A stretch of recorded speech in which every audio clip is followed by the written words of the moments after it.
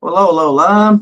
Muito boa noite, primeiramente, para vocês, nossos irmãos, amigos e professores que estão conosco aqui na Escola Bíblica Dominical, transmitida ao vivo, aliás, gravada, né, aqui na quarta-feira. Então, para quem está conosco na quarta, é ao vivo. E um bom dia para você que está na estreia desse vídeo, acompanhando a Escola Bíblica Dominical agora pela manhã, às 9 horas da manhã. Olá para você que está aí acompanhando em qualquer outro dia, horário da semana. Muito bom ter você conosco aqui. A gente sempre deixa aquele recadinho. Se você está aí acessando nosso canal pela primeira vez, se inscreva aqui no nosso canal. E para você que tem nos acompanhado semanalmente, não esquece de deixar o seu like, sua curtida, e compartilhe nossas redes sociais. Você tem aí Facebook, Instagram, tem Twitter, tem ah, como é que é? TikTok também. Usa todas as suas redes, WhatsApp, Telegram, use todas as suas redes sociais para compartilhar ali o canal da nossa igreja, os vídeos, porque assim você poderá compartilhar da palavra de Deus. Eu quero pedir a um dos nossos irmãos que nos dirige a Deus em oração. Pastor Salovi levantou a mão. O senhor já pode falar e já aproveita e já ora também. Nós queremos dar as boas-vindas ao pastor Cristiano. Ele submeteu a uma extração dos dentes e ficou esses 15 dias aí fora. E é muito bom tê-lo de volta, ministrando a palavra de Deus a nós. Oremos. Ó Pai, obrigado por essa noite, quando vamos ter essa aula, e obrigado pela live que está sendo gravada e será postada, para que outras pessoas possam crescer através do conhecimento da tua palavra. Usa a cada um dos teus servos para divulgar a tua palavra, para que muitas outras pessoas possam ser tocadas pelo teu Espírito. Por tudo isso te agradecemos. Sabemos que o Senhor vai nos falar poderosamente nesta noite. Guie os nossos passos na tua presença e obrigado por essas 13 lições que vamos finalizar hoje, falando sobre a igreja que é o teu corpo. Por tudo isso te agradecemos em nome de Jesus. Amém. Amém. Bem lembrado, acabei não falando, né? Nestas últimas aulas eu estava só como ouvinte, né? Eu, além de remover os 4 dentes do siso, também operei a articulação aqui do maxilar, que estava inflamada, e isso impossibilitava aí a abertura da minha boca. Não conseguia, assim, abrir um pouco, mas era uma abertura bem pequena. O constante falar, mastigar, usar a boca o tempo todo cansava muito essa articulação aqui, então tive que ficar aí um bom tempo no resguardo. Na verdade, os irmãos vão perceber aí que, inclusive, o meu retorno não é total 100%, né? Então, escola bíblica, como a gente tem os nossos irmãos lendo o texto bíblico, participando, então eu posso falar menos. Culto de quinta-feira, eu vou continuar escalando a Joyce aí para fazer os pedidos e agradecimentos aqui. E o de domingo a gente retorna às pregações à noite, né? Então, por isso a gente vai aos pouquinhos. Espero que aí semana que vem já esteja realmente 100% nesse sentido. A gente está fazendo os testes, né, para saber como que a gente vai lidar com toda essa situação. Mas como o pastor Salovim mencionou em sua oração, nós estamos na última lição, a 13ª lição do tema Igreja, sua natureza e missão.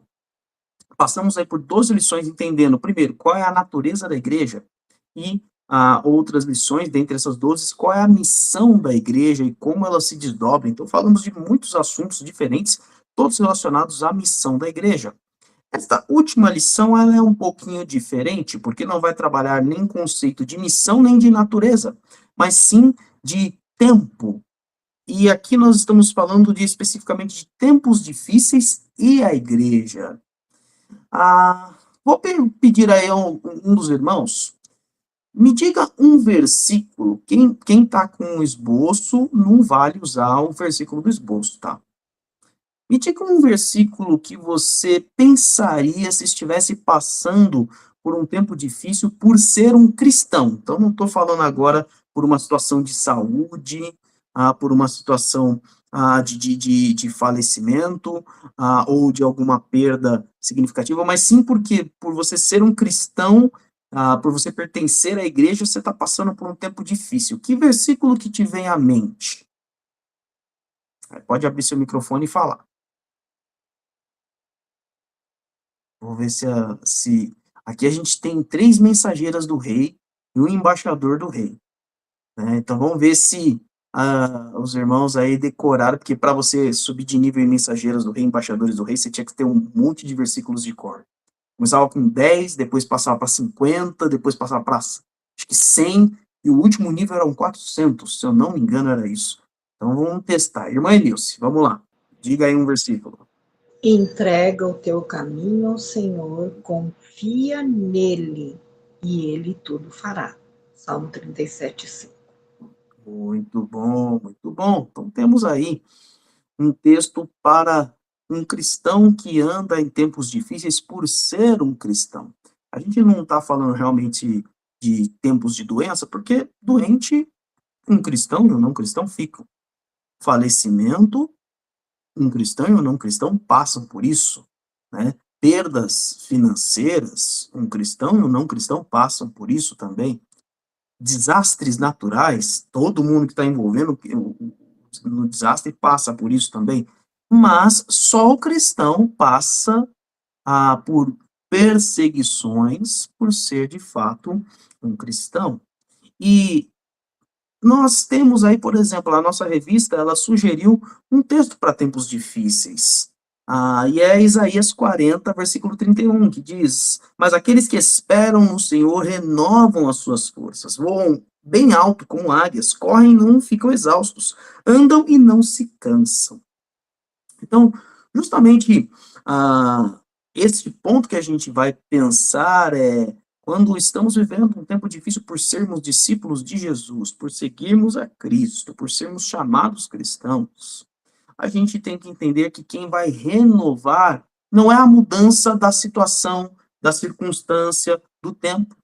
Quem vai renovar as nossas forças é o Senhor. A nossa esperança no Senhor é que renovam as nossas forças. Mesmo diante da exaustão, corre e não fica exausto. Mesmo diante do cansaço, anda e não se cansa. Alguns objetivos para hoje é, primeiro, compreender que os dias serão cada vez mais difíceis, entenda isso, à medida que os tempos avançam. A palavra de Deus ela é muito clara nesse aspecto. Os últimos tempos sempre serão os mais difíceis. E ainda entender que os tempos difíceis exigem da igreja um estilo de vida santo, um estilo de vida completamente diferente do mundo. Então, na dificuldade, o tempo difícil por você ser um cristão, você não vai se aproximar do mundo, não. Você vai se afastar cada vez mais, você vai ter um estilo de vida cada vez mais que te diferencie da linha da condução que o mundo está seguindo. Em alguns momentos da história, ou até por um bom período da história, o mundo caminhou lado a lado com a igreja, sem que esses caminhos se cruzassem numa grande batida. Por quê? O mundo adotou princípios da palavra de Deus, adotou princípios, uma moralidade da palavra de Deus em momentos da história, onde a história foi ali influenciada pela palavra de Deus, foi influenciada pela igreja de Cristo. Mas, sem Cristo, é impossível viver esses princípios. Não adianta você ter os ensinamentos se você não tem a direção do Espírito Santo, se você não tem Jesus como seu Senhor. Ou seja, em algum momento, ou se chocariam, ou seguiriam para caminhos completamente distintos. E nós estamos já nesses tempos difíceis. Você pode até pensar que, não, olha, aqui no Brasil não é tão difícil assim. Pode, você vai ter um xingamento ou outro, você tem algumas tentativas de processo judicial, mas não sei se é bem tão difícil assim. Depende de qual país você está. Há muitos irmãos nossos em muitos países, em mais de 50 países, aonde o evangelho é perseguido, aonde a igreja do Senhor é perseguida, e ser um cristão é um grande problema. Em algumas regiões, ser um cristão é um crime. Pregar o evangelho é um crime, sendo punido até pelo próprio Estado, pela própria polícia, levando a prisões e punições, em algumas situações, levando à morte. Então, nós temos que ter em mente que sim, há tempos difíceis. Pode ser que não na região onde você está, pode ser que não na cidade onde você está, mas a igreja tem passado por tempos difíceis, sim. E a palavra de Deus vai nos apontar isso, e vai nos colocar a postura da igreja do Senhor diante dos tempos difíceis. Por isso eu quero convidar você a ler comigo aqui o texto áureo. Um dos irmãos leia para mim. 2 Timóteo, capítulo 4, dos versículos de 2 a 5. 2 Timóteo, capítulo 4, dos versículos de 2 a 5. Quem achou, pode ler. Pregue a palavra e esteja preparado a tempo e fora de tempo. Repreenda, corrija, exorte com toda paciência e doutrina, pois virá tempos em que não suportarão a sã doutrina. Pelo contrário, sentindo coceira nos ouvidos, segundo os seus próprios desejos, juntarão mestres para si mesmo, e eles recusarão a dar ouvidos à verdade, voltando-se para os mitos. Você, porém, seja sóbrio, e em tudo suporta os sofrimentos, e faça a obra de um evangelista, cumpra plenamente o seu ministério. Veja que interessante. Qual é a postura da igreja de Cristo? E aqui, não é só para este jovem pastor, aliás, 2 Timóteo, Timóteo já não é tão jovem assim, 1 Timóteo ele é um pouquinho mais novo. Mas esse pastor aqui que tem cuidado da igreja, mas esta carta nos dá a direção a toda a igreja de Cristo. Diante de tempos difíceis, o que a gente deve fazer? E ele diz: pregue a palavra, esteja preparado a tempo e fora de tempo, ou seja, prepare-se o tempo todo, constantemente. Você tem a palavra nas mãos, você pode se preparar. E hoje nós temos vários recursos que podem nos auxiliar nesse preparo. Não há nenhuma desculpa. E olha, eu conheci a história de muitos irmãos analfabetos que eram profundamente preparados na palavra de Deus. Mas eles não sabiam ler, mas eles tinham irmãos que os edificavam. Eles tinham estratégias para poder aprender e memorizar a palavra de Deus. E alguns aprenderam a ler só para ler a Bíblia. Então, prega a palavra e prepare-se. Ele vai dizer: repreenda, corrija, exorte com toda a paciência e doutrina. E sabe o que a gente falou? Chega um momento que o mundo não vai suportar os princípios do Evangelho, da palavra de Deus. Ele está dizendo: não suportarão a sã doutrina. E aí, o que eles vão fazer? Eles vão procurar mestres para eles mesmos, segundo os seus próprios corações. Eles vão deixar a verdade e eles vão voltar-se para mitos. E constantemente você tem escutado gente no púlpito, pregadores, pessoas que se dizem pastores, pessoas que se dizem profetas, pessoas que se dizem mensageiros do evangelho, pregando um falso evangelho, um meio evangelho, uma parte do evangelho, mas não, como o apóstolo Paulo diz aqui, a sã doutrina. Então, esse pessoal tá cheio. Tem muita gente escutando eles. Porque ajuntam para si mestres segundo o seu próprio desejo. É aquilo que me agrada. E aí ele diz: você, porém, Paulo está falando conosco, está falando com a igreja, está falando com você. Você, porém, seja sóbrio. A expressão que sóbrio é moderado. pesa, pondera, escuta, usa a palavra para julgar aquilo que você tem ouvido. E você vai sofrer. Então ele diz: suporta os sofrimentos. Aguenta o sofrimento. Faça a obra de um evangelista. A obra de um evangelista é aquele que prega e vive o evangelho de Cristo. Cumpra plenamente o seu ministério. Pensando nisso, a gente vai, então, trabalhar nesta lição um estudo de muitas palavras. Porque o apóstolo Paulo vai dizer sobre os tempos difíceis. Isso ele fala no capítulo anterior. Então, Paulo está dizendo a Timóteo para ele pregar a palavra, para ele exortar, para ele repreender, para ele corrigir, para ele fazer a obra de um evangelista, mas segundo o contexto do capítulo anterior. E aí vamos observar aqui. Eu vou pedir para um dos irmãos, o texto que nós vamos nos concentrar é 2 Timóteo, do capítulo 3, do versículo 1 ao versículo 9. Nós vamos trabalhar as palavras que estarão do versículo 2 até o versículo 5, tá? Mas a gente vai fazer uma leitura de todo esse texto para ter o contexto completo. 2 Timóteo, capítulo 3, do versículo 1 ao 9. Pode ler. Saiba disto. Nos últimos dias sobrevirão tempos terríveis.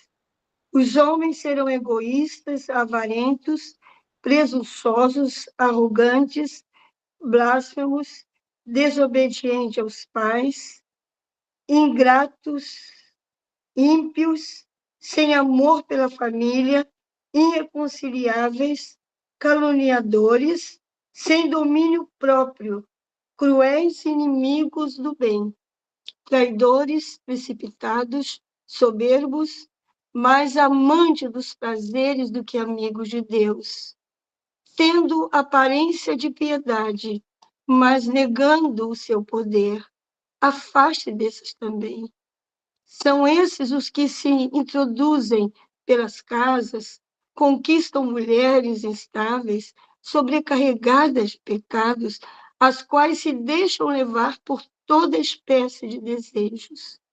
Elas estão sempre aprendendo e jamais conseguem chegar ao conhecimento da verdade. Como Janes e Jambres se opuseram a Moisés, esses também resistem à verdade.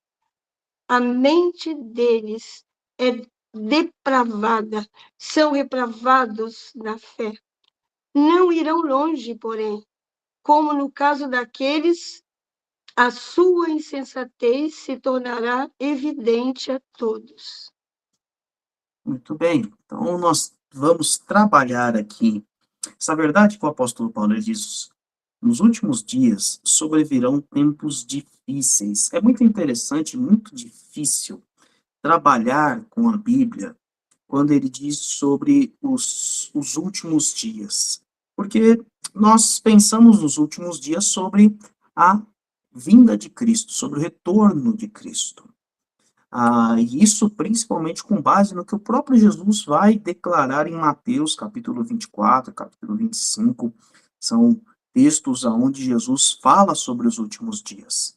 E vou te dizer que para a Igreja de Cristo, ela já viu várias vezes o cenário dos últimos dias. E ao que me refiro? Se você for pegar a história da Igreja, os primeiros anos da Igreja, os primeiros 30, 40, 50 anos da igreja, já se havia um pensamento que eles estavam nos últimos dias. Os tessalonicenses, inclusive a igreja em Tessalônica, alguns irmãos até tomam uma postura errada, eles falam: Jesus está voltando, então vamos largar o nosso trabalho, não preciso mais trabalhar. O apóstolo Paulo diz: não, digno é o trabalhador do seu salário, que não trabalha, não coma. Então voltem a trabalhar. Mas quando você vai observar o contexto de Jesus falando a João no livro do Apocalipse, nos capítulos 2 e 3, ele fala às 7 igrejas e ele vai definindo, ele vai contando o que vai acontecer com estas igrejas e o sofrimento que elas estão passando. A perseguição generalizada pelo Império Romano já havia começado a partir do ano 70 e em vários momentos essa perseguição pelos próximos 300 anos ela se intensifica, se tornam tempos difíceis, ela para um pouco, volta com outro imperador e se torna pior do que a anterior, e assim vai. Até que a igreja se torna a igreja do Império Romano. E aí, então, a igreja passa a ter um tempo de paz. Chega um determinado momento que a própria igreja, como instituição, causa tempos difíceis a alguns que discordam dela. Então a igreja se perde em um momento da história. Depois há um momento aí, há na história o tempo em que a igreja ela domina o conceito ocidental. Porém, ser cristão no Oriente e hoje em vários países é viver tempos difíceis constantemente. O apóstolo Paulo então começa a descrever, deixa eu mostrar a você qual é o cenário de tempos difíceis. Eu até recomendo a você que faça a leitura de Mateus 24 e 25 para você saber também nas palavras de Jesus, e você vai ver ali muita semelhança. É claro, Paulo aprende do próprio Cristo, direcionado pelo Espírito Santo, sendo contado pelos apóstolos que estiveram com Cristo também. Então é claro que você vai ver palavras aí sendo repetidas, mas eu recomendo, se você quiser fazer um estudo completo nesse sentido, leia Mateus 24 e 25 depois, tá bom? Um outro aspecto também, antes da gente começar a narrativa do texto, eu quero recomendar que você conheça alguns ministérios missionários. Na Junta de Missões Mundiais, você vai procurar pelo Ministério NUM. NUM é o Ministério da Igreja Perseguida, tá? Depois eu coloco o link, quando a gente subir esse vídeo aqui, eu coloco o link especificamente. E outras duas missões, a missão Portas Abertas, trabalha somente com a igreja em situação de perseguição e em situação de sofrimento. E também a Crossover Global, que também planta igrejas também, tanto países que recebem o evangelho, mas também países fechados com o evangelho. São 3 agências missionárias para você conhecer a situação da igreja perseguida e ver que isso é uma realidade dura e cruel que afeta os nossos irmãos. Mas vamos voltar ao texto aqui. Olha lá, então, o que define tempos difíceis? Os homens serão egoístas. O egoísmo é o amor a si mesmo. Então, eu quero trazer aí alguns irmãos para discussão. Fale aí comigo, o que você tem visto, pode ser notícia de jornal, pode ser uma situação que você viu na rua, ou alguma história que você viu. Conte para mim rapidamente, brevemente, uma situação de egoísmo que você viu, olha, a pessoa realmente amou a si mesma ali. Então, abre aí seu microfone e participa conosco.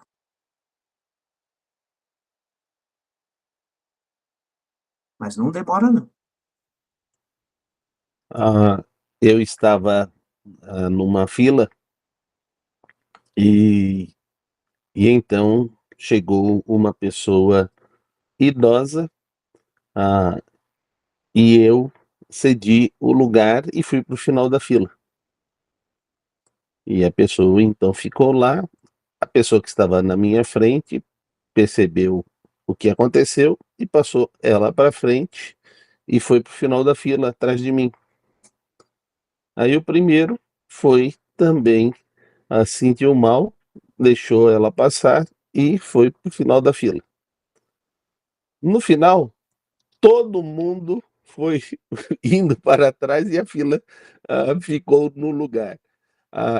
O exemplo foi, todo mundo tinha o seu egoísmo, mas analisando a situação da pessoa, abriram mão do seu egoísmo para que a pessoa pudesse ser atendido em primeiro lugar. Então, é um exemplo diferente de a pessoa querer ah, tirar vantagem ou usufruir da vantagem eh, desta situação, né? Mas nessa fila todo mundo respeitou e foi deixando a pessoa passar à frente.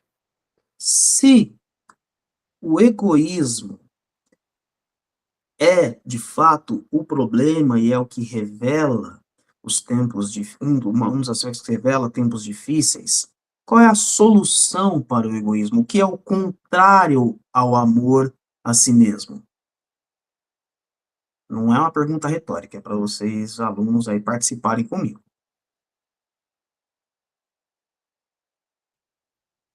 Para mim, é você sempre estar numa posição de querer servir e ajudar. Essa é uma situação que vai derrotar o egoísmo. E hoje a gente quer ter a última palavra, a gente quer estar dizendo todas as coisas, a gente quer que as luzes e os holofotes estejam sobre nós. Mas a gente tem que entender que quando a gente busca desta maneira, não vai vir benefício nenhum, porque toda a recompensa e toda a glória você já recebeu aqui na terra. Você queria luzes, recebeu luzes, mas você não tem nada a receber da parte de Deus. Então é muito importante nós entendermos que ser egoísta é não demonstrar o amor que Deus coloca na nossa vida, porque Deus diz: ame a Deus sobre todas as coisas, ame a si mesmo e ame ao próximo como você se ama. Uma coisa interessante, o texto que o pastor Salovi citou, está lá em Lucas capítulo 10, a partir do versículo 25. Jesus ele vai responder ali, aliás, Jesus inclusive vai fazer uma pergunta mediante a pergunta que lhe é feito, porque lhe perguntam com o que ele deve fazer para herdar a vida eterna. E aí Jesus pergunta, ah, como você lê a lei? Como você interpreta? E aí, a pessoa a quem ele pergunta responde justamente amar a Deus sobre todas as coisas e amar ao próximo como a ti mesmo. Perceba como. E aí ele conta a parábola do samaritano, do bom samaritano. A solução para o egoísmo é o amor, e o amor ao próximo. O amor a Deus, e é muito interessante que amar a Deus é obedecê-lo. E quando você ama a Deus, o próprio Deus indica você a amar ao próximo. Ele te direciona para, se você quer me amar, além de você obedecer os meus mandamentos, andar em santidade comigo, você deve amar ao próximo também. Porque Jesus vai dizer, e o segundo mandamento, lá em Mateus 22, ele vai dizer, o segundo mandamento semelhante a este é amar ao próximo como a ti mesmo. É interessante que o egoísmo ele entra tão forte que a gente até se prende. Eu já, inclusive, interpretei e preguei dessa forma, sobre a importância de amar a si mesmo. O foco do texto nunca foi o amar a si mesmo, porque você já ama a você mesmo. Aí muitos podem dizer, não, mas hoje em dia tem muitas pessoas que não se amam. Sim, nós estamos falando de algumas doenças psicossomáticas, como a depressão, que de fato elas destroem o amor próprio. Mas o amar a si mesmo que Jesus está falando, e você vai perceber que a maioria das pessoas ama a si mesmo, que é, você consegue ficar sem comer? Não. Você vai lá e come, às vezes pelo desejo de comer, ou simplesmente para não morrer. Você consegue ficar sem cuidar das necessidades básicas da sua vida? Você consegue ficar, não vou buscar uma moradia para mim. Não, você vai. Você vai buscar uma moradia, vai buscar um abrigo, vai buscar um sustento para você. Então, esse é o básico do amor próprio, é o cuidado de si mesmo. Você percebe que esse princípio, ele é colocado pelo apóstolo Paulo em Efésios capítulo 5, quando ele fala sobre o amor do marido para a esposa. E ele vai dizer: ninguém jamais odiou o seu próprio corpo, antes cuida do seu próprio corpo e o alimenta. Ou seja, o amor próprio você já tem, ele é natural. Quando não se tem, é porque se está mentalmente doente. Mas a maioria das pessoas tem. O foco que Jesus está dando é: você vai amar ao próximo além do que você. Como assim? Ué, foi justamente o que o samaritano fez. Ele abre mão de sua montaria, coloca o enfermo na montaria. Ele abre mão de sua segurança, porque lembra, o cara foi assaltado e o caminho que ele estava era um caminho perigoso. Ele abre mão da sua segurança para socorrer aquele que já tinha sido ferido. E ele abre mão do seu recurso financeiro, paga o estalajadeiro, paga o hospedeiro da estalagem e diz: olha, quando eu voltar eu pago o resto. Ou seja, ele sacrifica do amor próprio para cuidar do outro. Do cuidado de si para cuidar do outro. As mães e os pais fazem isso o tempo todo. As mães e os pais abrem mão do seu tempo de sono. Se não tiver o alimento suficiente, ele come menos ou não come para dar para os filhos. É só você observar os países em guerra.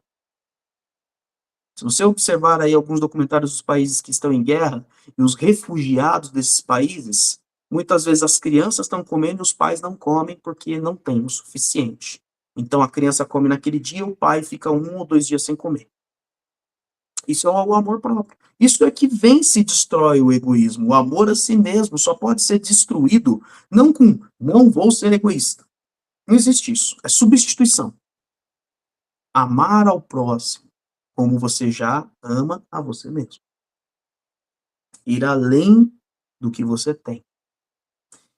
E aí ele vai e diz aqui, olha, surgirão avarentos. O avarento, ele não ama a si mesmo, ele ama o dinheiro. Então esse é o avarento. Ele vai dizer, olha, vai ter gente que vai amar mais o dinheiro do que a si mesmo, mais o dinheiro do que as outras pessoas. E aí, a pergunta é, de novo, vou trazer um dos alunos, ó. Então, alunos, prestando atenção, quero vocês participando comigo, hein?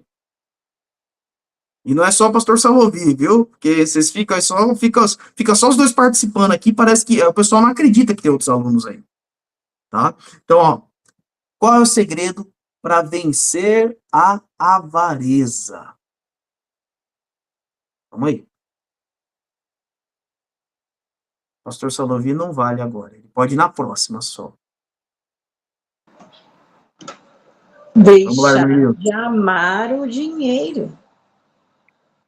Mas precisa de um substituto, social. Não é tão simples assim. Como é que a gente substitui o amor ao dinheiro? Amando as pessoas, amando a Deus. Perfeito. Vocês percebem que a solução não é diferente da primeira? Qual é um dos reflexos? Aí a gente vai falar assim, qual é um dos exercícios do amor? Como é que você arrebenta com a avareza? Com a outra palavrinha que é a prática do amor ao próximo. Generosidade. Diga, irmã Enedina. Repartindo o que tem. Procurar cuidar do outro, compartilhando. Perfeito, perfeito. Generosidade, repartição, compartilhamento. Essa é a solução para a avareza. Então você já não pensa mais em ganhar dinheiro, por ter coisas, por fazer coisas legais, mas tá, eu já tenho o suficiente. Como eu posso abençoar os outros? E olha, eu vou te dizer o seguinte, nunca tenha o pensamento, olha, quando eu tiver um salário, eu ganho um salário mínimo. Quando eu ganhar 2, eu vou ajudar. Quando eu ganhar 5, eu vou ajudar. Quando eu ganhar 10 salários mínimos, eu vou ajudar. Quando eu ganhar um salário de 10 mil, quando eu ganhar um salário de 20 mil, eu vou ajudar. Não, querido, você não vai ajudar ninguém. Você ganha um salário mínimo, pense como você pode ajudar com 10% do seu salário mínimo, com 5%, com 1%. Mas já comece no pouco. Porque você, quando começa no pouco, quando vai chegando muito, você já coloca no seu orçamento.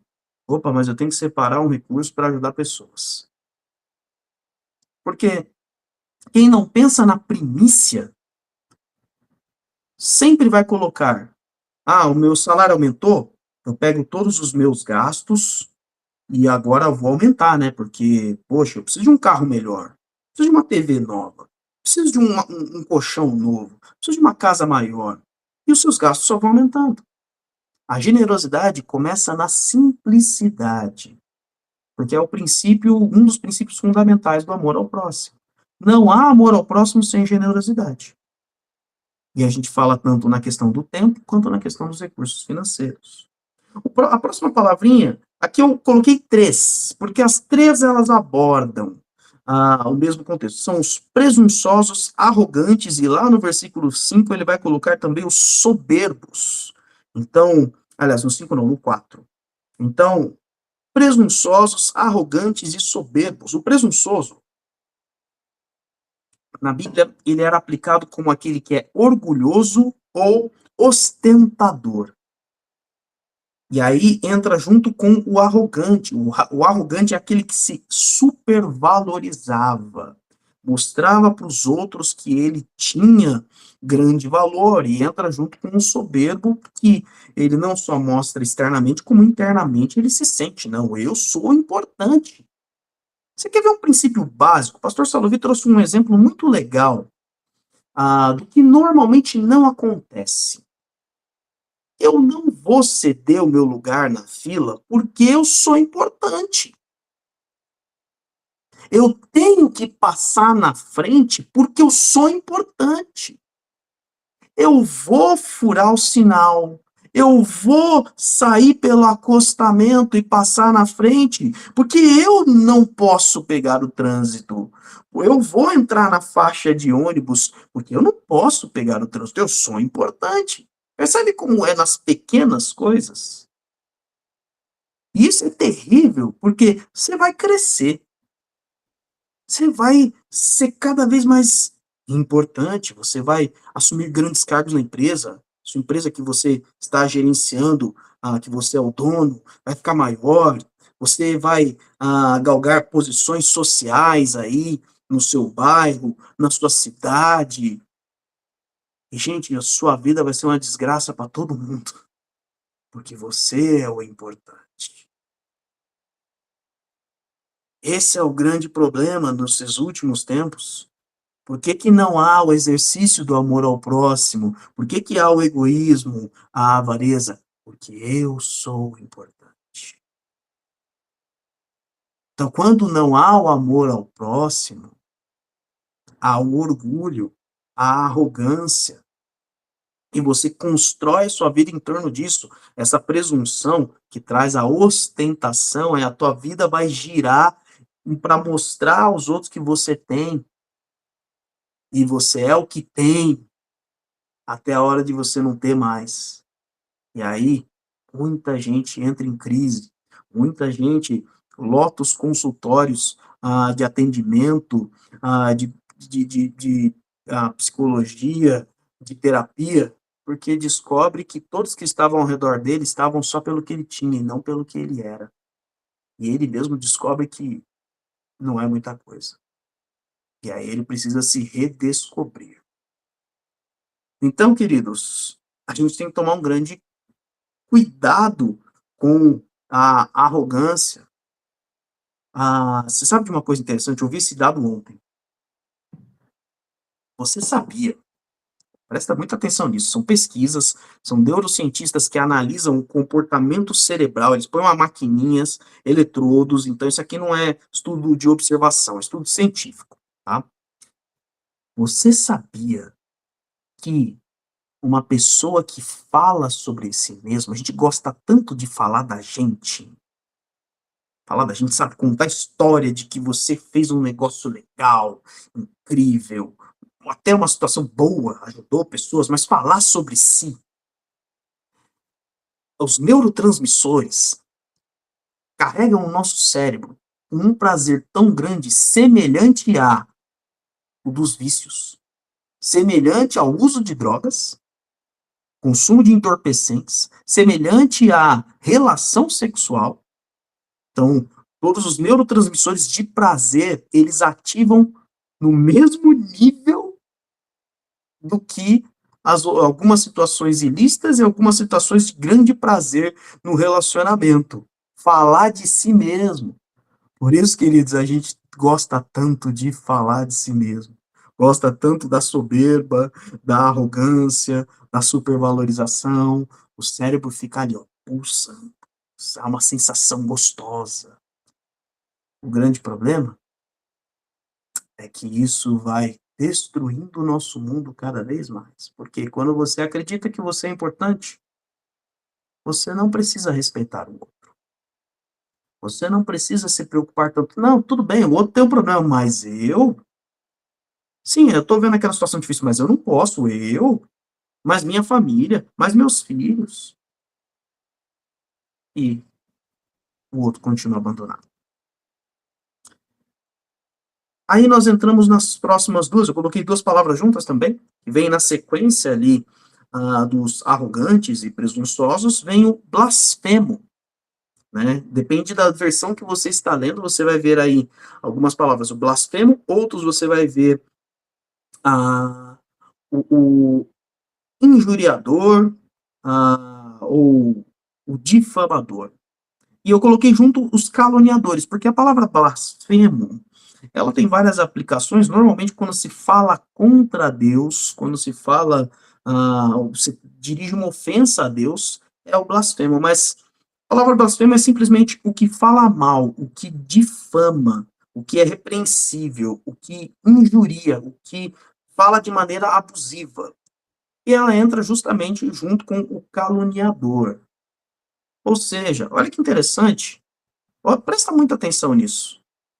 Sabe um dos sinais dos tempos difíceis para a igreja? Gente fofoqueira.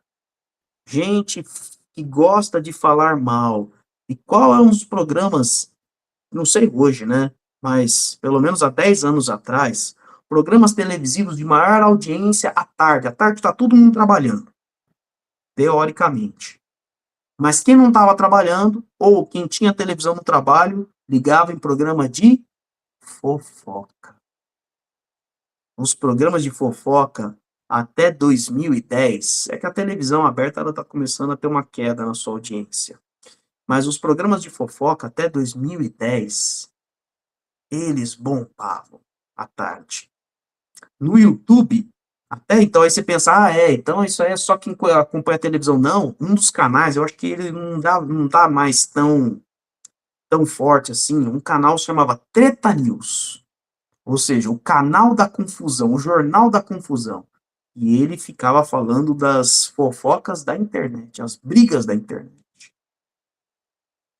Os caluniadores, os que falam mal, os blasfemos, aqueles que falam mal contra Deus e contra as pessoas. Porque eu não sei se você sabe, mas foram as palavras dos caluniadores que tentaram usar para condenar Jesus, Estevão, Paulo. Eram sempre falsas testemunhas. E deixa eu te dizer uma coisa, porque os tempos difíceis, eles não estão só ao redor da igreja. Às vezes eles estão dentro da igreja, tá? Porque é um problema que a igreja sofre, a igreja moderna sofre, o problema com a língua. Deixa eu te dizer uma coisa, meu irmão, presta muita atenção, você que está nos acompanhando aí também pela internet. Se você está ouvindo de algo que você não presenciou e passa à frente, você se torna um fofoqueiro, um caluniador. Então, se você não presenciou o fato, evite escutar, que você vai ver no final do texto aqui, ele dizendo, afaste também destas coisas, afaste também destas pessoas. Evite escutar. Mas se a pessoa falou e você nem conseguiu se preparar para sair ali daquela situação, falar o que meus pais falavam, o que os meus avós falavam, entra por aqui, sai por aqui. Não dá crédito. Não seja um desses que torna o tempo da Igreja de Cristo difícil. Dentro da Igreja de Cristo. E qual é a solução? Vou trazer os alunos de novo para a conversa. Aí dessa vez eu deixo o pastor Saulo vir participar, se ele estiver disponível aí. Mas quero que os alunos participem. Qual é a solução para o blasfemo, o caluniador, o fofoqueiro? Qual é a solução para isso? Lembrando, não é deixar de fazer, não, sempre substituir. Pelo que a gente troca?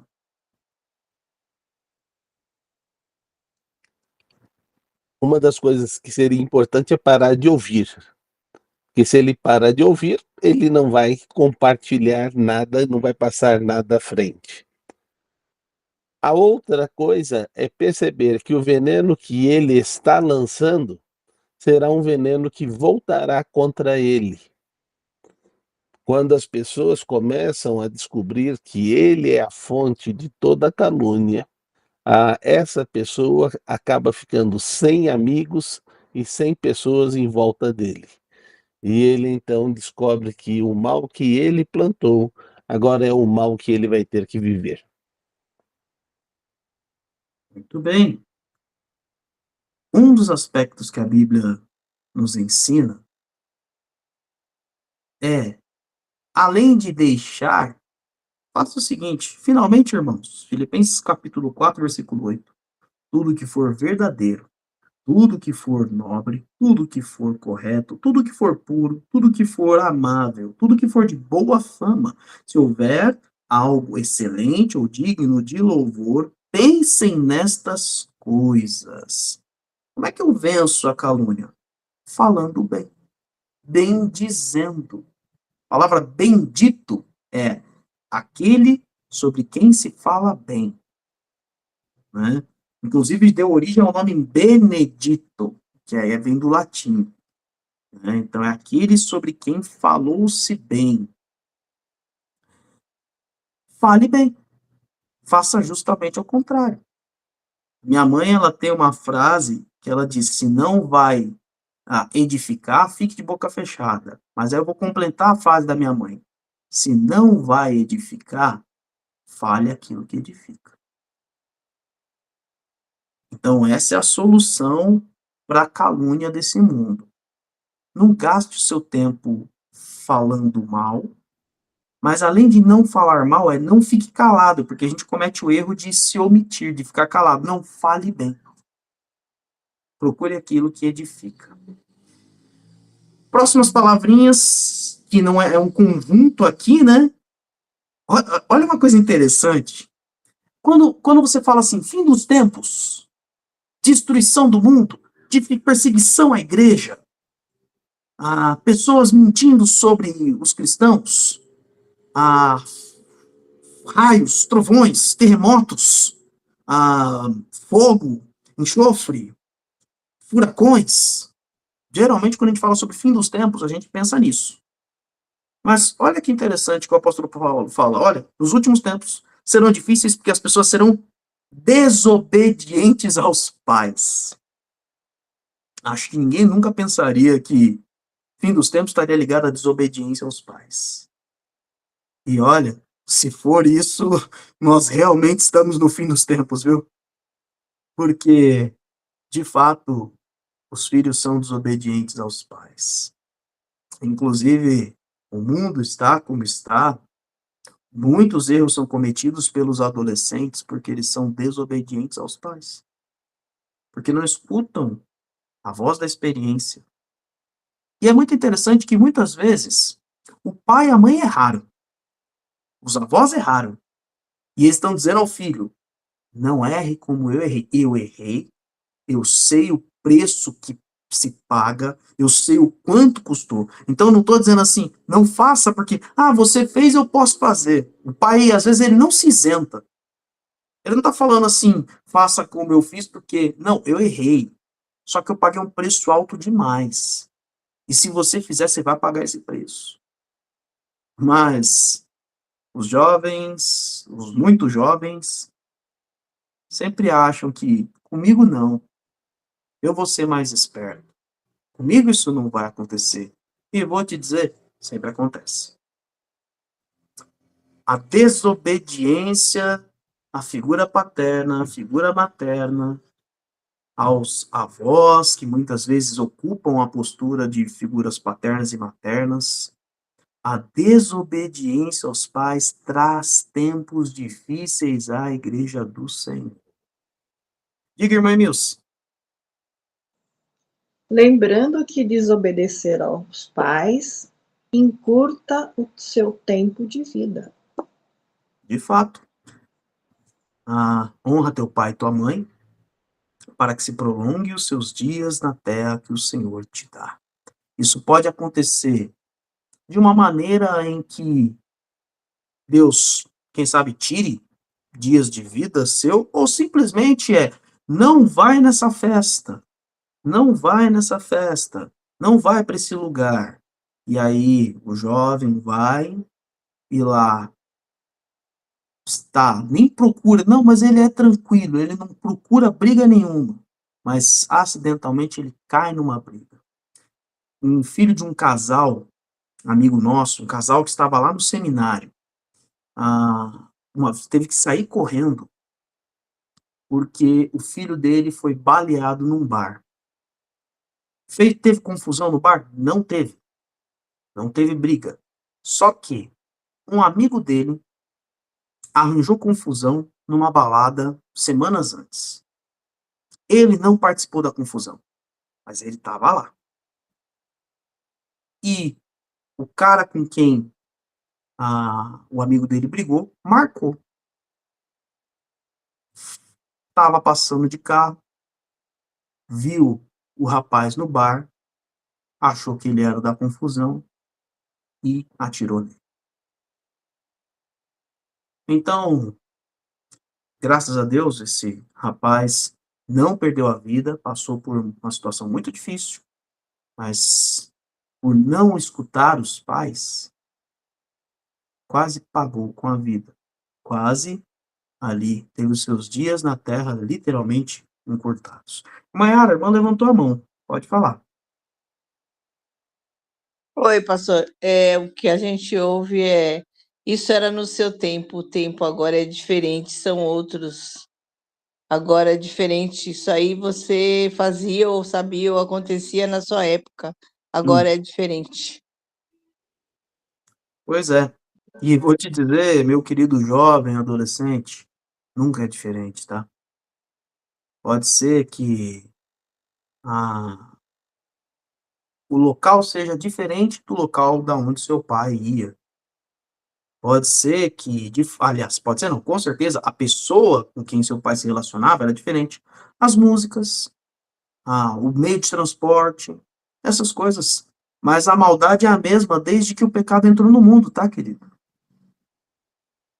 A crueldade das pessoas, a gente vai inclusive ver isso, né? Isso continua. E, eu tô lendo um texto de 2000 anos atrás. E é interessante como 2000 anos depois não mudou. E muito antes que esse texto tivesse sido escrito, também não era diferente. Um outro cara escreveu 1000 anos antes. O nome dele era Salomão. Ele escreveu um livro chamado Eclesiastes. E ele diz: não há nada de novo debaixo do sol. Tudo é como correr atrás do vento. Tudo é o mesmo. Então, tem mais de 3.500 anos que essas coisas foram ditas e tudo permanece da mesma forma.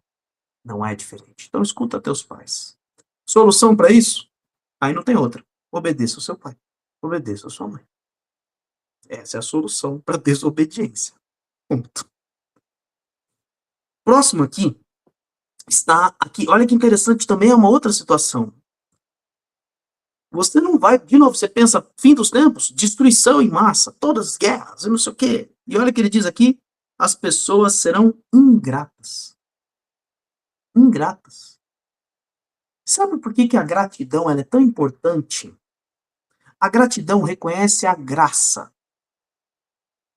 Quando você diz ali, quando você agradece, quando você diz obrigado, o pessoal hoje em dia não está dizendo obrigado, está dizendo gratidão, né? Tá, tanto faz. A palavra que você vai usar na quebrada diz só agradece. O cara fala para você, se faz alguma coisa para ele, ele diz a você só agradece.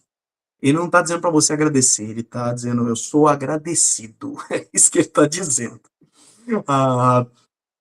Mas não importa qual é a palavra que você vai usar para agradecer, mas a ingratidão revela que as pessoas ou devem a você ou que você merece aquilo. E isso é totalmente contrário à graça. Quem não agradece porque pensaria, eu posso fazer isso por mim, eu não precisaria de você me ajudando. Então, não preciso agradecer.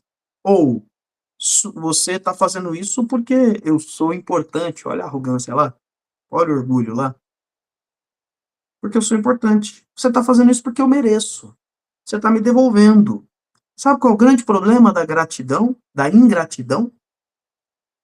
Você não aceita a graça. E sabe qual é o maior problema de todos? Você está no inferno. É isso mesmo, você vai para o inferno.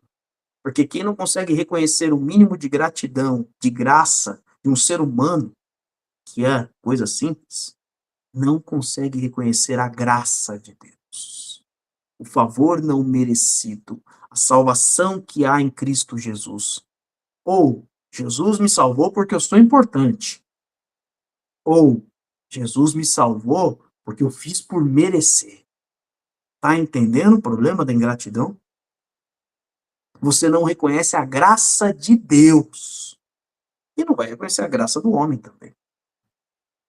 Esse é o dano da ingratidão. Então é por isso que muitas pessoas não querem entregar a sua vida a Cristo. Gente, a ingratidão leva para o inferno. As pessoas não reconhecem a graça de Cristo. As pessoas não querem receber a graça de Cristo. Ou porque elas se consideram importantes demais, boas demais. Deus não vai me condenar. Eu fiz por merecer. Eu não preciso da cruz de Cristo. É esse nível que a ingratidão pode levar. A gratidão é agradecer por algo que você não poderia ter feito por você. É ato de graça. Por isso você agradece. A gente normalmente não agradece quando faz por merecer. Então, por exemplo, o salário que cai na conta. Não, eu trabalhei, é isso o nosso acordo. Eu dou a minha habilidade, meu tempo de trabalho e você me dá dinheiro. Isso é um acordo. Então, de fato, eu conquistei o meu salário. Agora, quando não há esse sentido de troca, alguém fez algo sem esperar nada de você, é graça. E aí a gente faz o quê? Agradece. E agora eu que tenho 2 filhas pequenas, uma de 5 e uma de 9, eu definitivamente consigo entender como é difícil ensinar gratidão às pessoas. Porque o tempo todo eu tenho que lembrar a Sara e a Rebeca, como é que se fala? Obrigada, obrigado. O papai levou um copo. Papai, vê um copo de água, dá um copo de água para mim? Como é que é, filha? Papai, por favor, o senhor pode me trazer um copo d'água? Claro, filho. Pega um copo de água, sirvo da melhor forma possível. E agora, filha, como é que se diz? Obrigado. É nas pequenas coisas. Ah, ela não poderia pegar a água? Não, porque o copo fica no armário alto. Ela precisa de um ato de graça, algo que ela não alcança, algo que ela não consegue fazer, algo tão simples e tão bobo. Mas se a gente não aprende a ser grato nisso, a gente também não será grato nas grandes coisas. Então, queridos, A gente só vence a ingratidão com gratidão.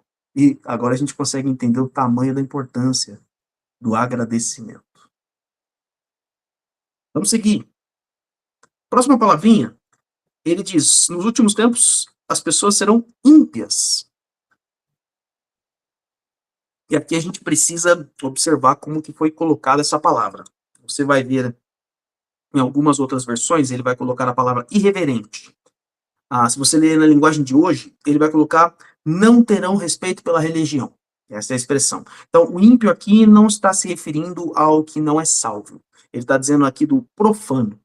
É aquele que não respeita o Senhor, a lei do Senhor, o povo de Deus, é aquele que zomba da palavra de Deus, da obediência a Deus, daqueles que creem em Deus, da fé em Jesus Cristo. E isso é o que mais se vê hoje em dia. Liga a sua televisão, liga teu celular, põe nas suas redes sociais, especialmente, não muito no Facebook, porque o Facebook ele vai te trazer, ou no Instagram, ele vai trazer a bolha social. Na tua bolha social, tudo é lindo, tudo é perfeito, todo mundo concorda com você. Vai mais para esses que não tem um algoritmo. Então, vai para aí alguns canais, vai para o cinema, vê aí, pode, nesse sentido, você pode olhar uma novela, pode olhar alguns programas que estão por aí. Olha o que se fala da fé cristã. Veja os movimentos sociais nas ruas, as passeatas. Olha o que se fala da palavra de Deus, olha o que se fala de Deus e olha o que se fala dos cristãos. Então, aqui não tem jeito, tá, gente? Qual que é a solução para isso? Pregar o evangelho e só aquele que de fato entregar a sua vida é que vai ser transformado, aquele que entregar a vida a Jesus Cristo. Você quer acabar com isso, prega o evangelho. Prega a palavra a tempo e fora de tempo.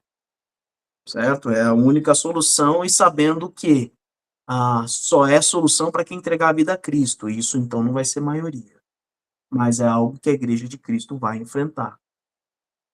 Não tem, nós precisamos colocar políticos lá para colocar em leis para calar estas pessoas.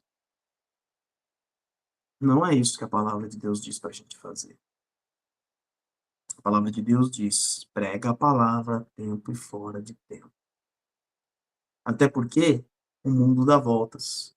Houve um tempo, de fato, não há tão pouco tempo assim, 200 anos atrás, 300 anos atrás, que as leis estavam do nosso lado. Que de fato condenavam aqueles que falavam contra a igreja e contra os seus princípios. O mundo rodou. A história virou. E agora tem gente no poder querendo tolir a nossa liberdade. Então essa, de fato, não é a solução. A solução, como a gente viu na campanha de missões nacionais do ano passado, a solução é Jesus. A solução é o Evangelho de Cristo. A solução ao ímpio é ele se tornar justo em Cristo Jesus. Mas vem o próximo. Sem amor pela família. E isso a gente está vendo muito, né? Vamos fazer uma análise simples? Observa quantas pessoas vão passar Natal e Ano Novo com a família, principalmente Ano Novo. Quantas pessoas vão passar aí o tempo, as celebrações, as festas com a família. Só por aí você já tira uma noção ali do amor pela família, de uma maneira muito simples, uma amostragem muito simples. E aí não estou falando de alguém que está trabalhando no exterior, é um filho que viajou para fora, um pai que viajou para fora, está trabalhando no exterior e não vai conseguir retornar, não. Estou falando de alguém que optou. Então, tempos difíceis, você percebe de uma coisa?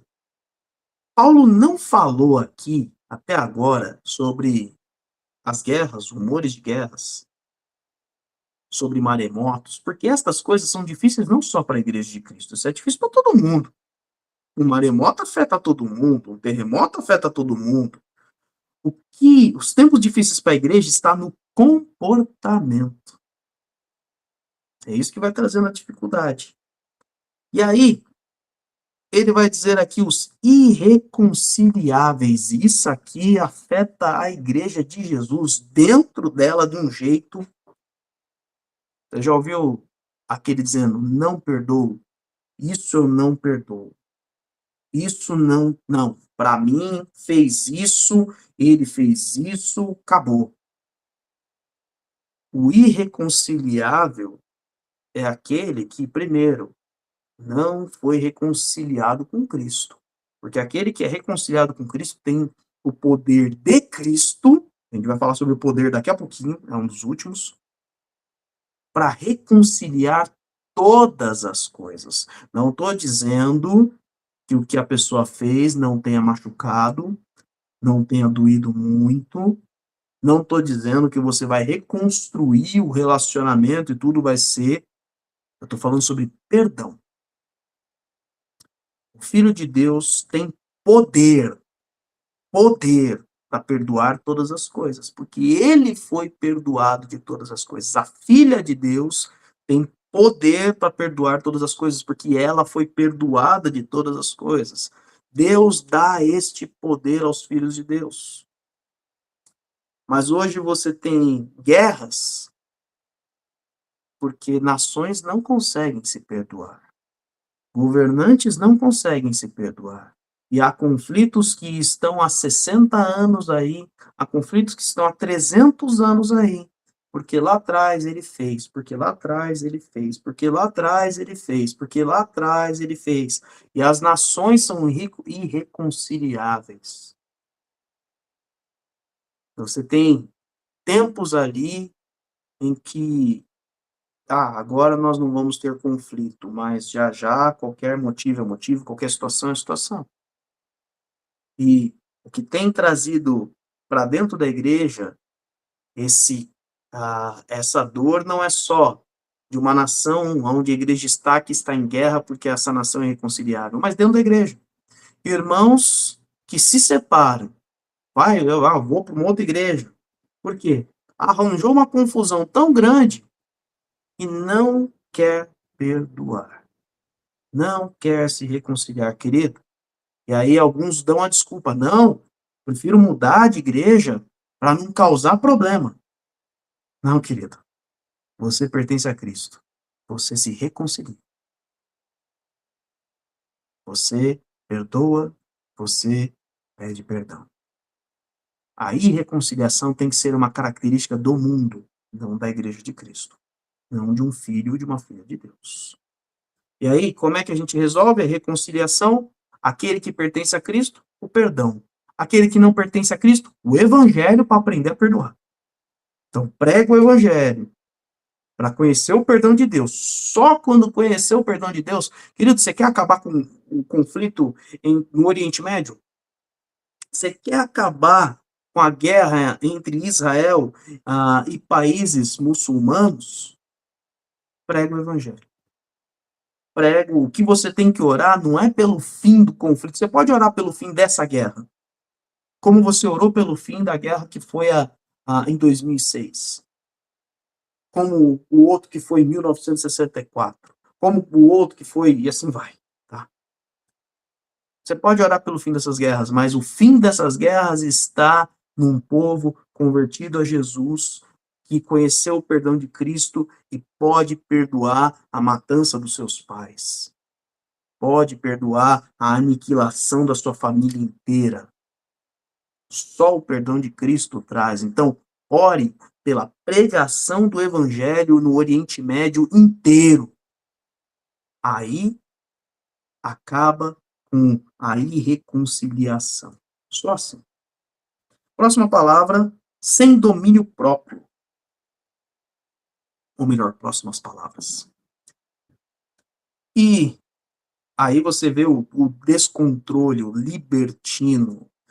E as pessoas estão descontroladas. Eu recentemente vi uma reportagem na Irlanda de 2 adolescentes aí, provavelmente adolescentes já dos seus 16, 17 anos, viram ali um brasileiro, 10 horas da noite, esse brasileiro estava fazendo entrega provavelmente um entregador de comida, viram ele na rua, pegaram uma lata de lixo e bateram na perna dele e começaram a bater nele, só pararam porque ele gritou por socorro ali em inglês, help, help, mas a perna dele ficou inteira fraturada. Pelo ódio ao estrangeiro ali no seu país, ou simplesmente pelo descontrole. E é por isso que a grande violência nesse mundo não é por conta do intencional vou lá roubar. Não, vou assistir o jogo do meu time no estádio e ter um monte de descontrolado que começa a brigar. Não tem um ladrão ali. Não tem nenhum formador de quadrilha. Muitas vezes é um pai de família que saiu ali da sua empresa e está descontrolado. Os acidentes no trânsito. Ninguém, eu estou exagerando, né? Mas eu acho que 99% das pessoas não sai de casa com seu carro para falar, hoje eu vou matar alguém no trânsito. Ninguém faz isso. A não ser que realmente tenha algum problema, de fato, mental. Não, mas se descontrola. Toma uma fechada, agora eu vou. Se descontrola, eu vou para cima, eu vou lá e vou fechar ele. E aí começa uma briga. Não, eu preciso chegar lá e vá no sinal e atropela alguém. Então, o descontrole traz a grande violência. E qual é a solução para isso? Espírito Santo. Espírito Santo, pastor? Conversão. Porque qual é o fruto do Espírito? As 9 características dele. A última, domínio próprio. Ou seja, e tem mais um, vou colocar mais um aqui. Efésios capítulo 5, versículo 18. Vou ver se é o 5:18, né? Eu acho que é o 5:18. Não vos embriagueis com o vinho, que leva à libertinagem. A palavra libertinagem é descontrole. Mas enchei-vos do Espírito Santo. Vamos ver se eu acertei. Acertei nada. Acertei. Vai aí, ó. Acertei. 5:18. Tá, a cabeça tá boa. E o 19, ele diz, mas enchei-vos do Espírito Santo. E aí ele vai dizer, falando entre si, com salmos, hinos e cânticos espirituais. Ou seja, você quer, pastor, eu queria tanto não me descontrolar. Aí você pega o versículo, tem um versículo irmão desse. Sabia que na Bíblia tem uns versículos que são irmãos. O versículo irmão desse é Colossenses 3:16. Habite ricamente em vocês a palavra de Cristo. Ensinem e aconselhem uns aos outros com toda a sabedoria, cantando salmos, hinos e cânticos espirituais, com gratidão em seu coração. Como é que você vai fazer isso, então? Tá no trânsito, tomou aquela fechada? Senhor, abençoa essa pessoa descontrolada, dirigindo aqui. Senhor, obrigado por me livrar dessa batida. A palavra diz que os anjos do Senhor acampam ao seu redor, daquele que os tem nos livra, aí habita na palavra, e aí é o Espírito Santo agindo. Entendeu? Não é que... gente, entenda uma coisa. Nem tudo é tão sobrenatural. Aí invadiu uma paz, eu senti flutuando. Às vezes acontece isso, às vezes acontece sim. Mas é geralmente num ambiente de adoração, é um negócio diferente. Tá? Não, é um procedimento simples. Leia a Bíblia, e pratique a Bíblia. E fale da Bíblia. Isso vai levar você a ser controlado pelo Espírito Santo, ter o domínio próprio. Ele ainda vai dizer, olha, nos últimos tempos, as pessoas serão cruéis e inimigas do bem. Inimigas do bem. Sabe o que é inimigo do bem? Não é o que faz maldade, é o que condena o outro por fazer a bondade. Você já fez uma coisa boa para alguém e o outro falou, você é besta? Você é besta? Ele vai lá e vai fazer isso. Ele vai lá e ele fez isso. Ah, você fez isso para esse povo que não merece.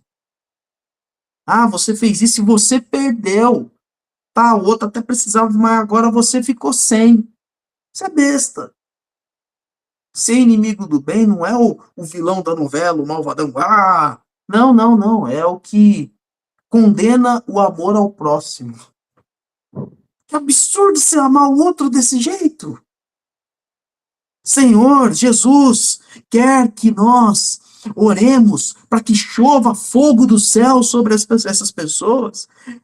Jesus está falando, não, queridos, daqui a alguns meses, vocês vão orar para chover fogo do Espírito, porque vocês serão cheios do Espírito Santo. Eu vim para salvar o mundo, não vim para condenar o mundo. Esses daí são cegos, e são cegos sendo guiados por cegos. Eu vim para abrir os olhos deles. É só assim que a gente vence a crueldade. É só assim que a gente vence o inimigo do bem.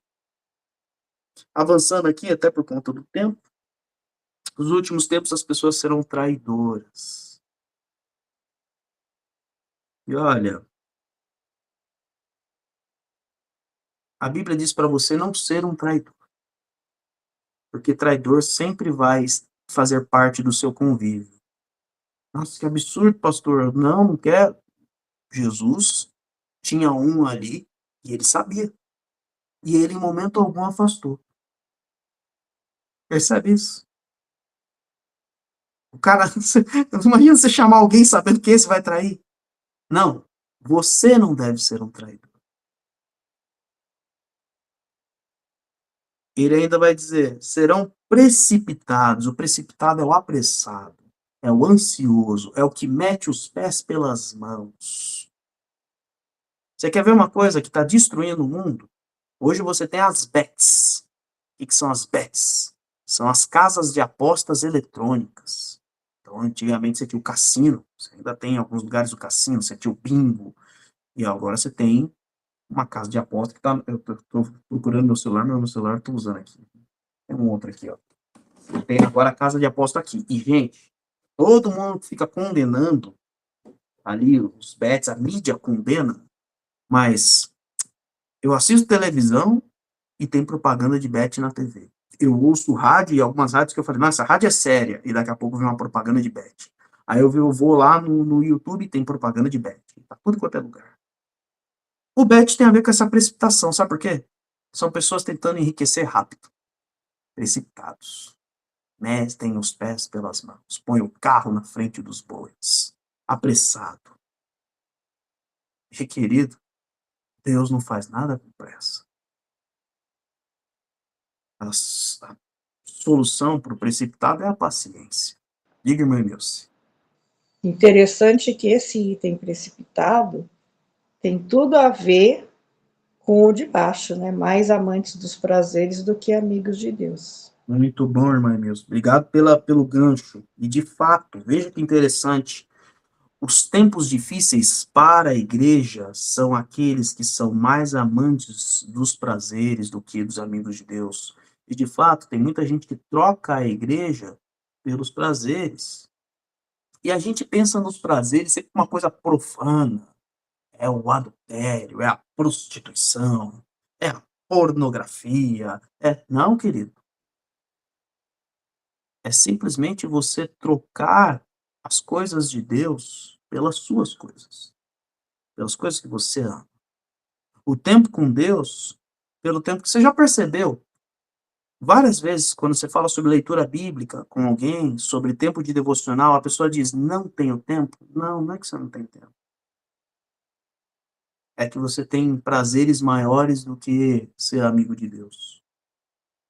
Só pegar teu celular, vai em configurações. Se for um iOS, tem um ícone chamado bem-estar. Você vai ver o quanto de tempo você gasta com o seu celular e com cada aplicativo. E aí você vai perceber que você tem muito tempo. Se você, pastor, não usa o celular, então você vai pegar um caderninho. Pega um caderninho, isso aqui é grandão, né? E anota tudo que você fez durante o dia. Absolutamente tudo. E você vai perceber que você tem tempo. Absolutamente tudo, tá? Tomou água, foi lá, sentou para fazer alguma coisa, para ver alguma coisa. Você vai perceber que você tem tempo. A gente não tem tempo porque a gente ama mais a nós mesmos do que ao Senhor. Nosso prazer está muito mais em nós mesmos do que em Deus. Último, tendo aparência de piedade, mas negando o seu poder. Aqui o poder que ele está falando, o seu poder é o poder de Deus. O que mais se vê, a gente teve eleições municipais agora, está tendo eleições, ainda estão apurando, né? As eleições nos Estados Unidos. O que mais se vê são pessoas na política com aparência de piedade. Mas não só na política. Você vê muito nas redes sociais hoje em dia. Gente postando, fazendo bem. Aparência de piedade. Só que uma coisa interessante ele diz, mas negando o poder de Deus. A piedade vem de Deus. A verdadeira piedade vem de Deus. E quer ver como a gente sabe disso? Jesus vai dizer em Mateus 6, quando você der uma esmola, não anuncie com trombetas. Mas o que sua mão direita fizer, a sua esquerda não saiba. Ou seja, você não faz para que outros vejam. Você não faz para que outros saibam o que você fez. Você não faz pela retribuição. Você não faz pela recompensa. Você faz pelo poder de Deus. Tá entendendo a inversão disso? A aparência de piedade, a falsa piedade, está justamente em você fazer algo esperando qualquer coisa em troca. Pode não ser do outro. Você pode não esperar do necessitado, da pessoa em situação de rua, da criança, do vulnerável. Eu não espero nada dele, não espero nenhum obrigado dele, não espero nada. Mas se você espera de alguém um tapinha nas costas, um like, uma curtida, se você espera de Deus um obrigado, meu filho, você fez na aparência da piedade, você não fez no poder de Deus. O poder do Senhor é exercido no amor e na graça dele. Ou seja, ele não espera retribuição e nem espera que alguém mereça. Esse é o ato de graça. E até aquele que não merece, ele faz. Isso é misericórdia. Afinal, Cristo morreu para me salvar e para salvar você. E eu sei que eu não merecia, mas eu também sei que você não merecia, não porque eu sei não, porque a Bíblia diz. A Bíblia diz que ninguém merecia. O maior ato de Deus é o maior ato de misericórdia e graça. Esse é o poder de Deus. E é só assim que a gente vence a aparência da piedade, a falsa piedade. Ele diz no versículo 5, afaste-se também destes, afaste-se também destas coisas. E ele vai dizer para nós, então, no texto áureo, você quer vencer essas coisas? Você quer passar pelos tempos difíceis? Pregue a palavra. Esteja preparado a tempo e fora de tempo. Repreenda, corrija, exorta com toda paciência e doutrina. Você, porém, seja sóbrio em tudo. Suporte os sofrimentos. Faça a obra de um evangelista. Cumpra plenamente o seu ministério. Essa é a natureza da igreja e a missão da igreja em tempos difíceis.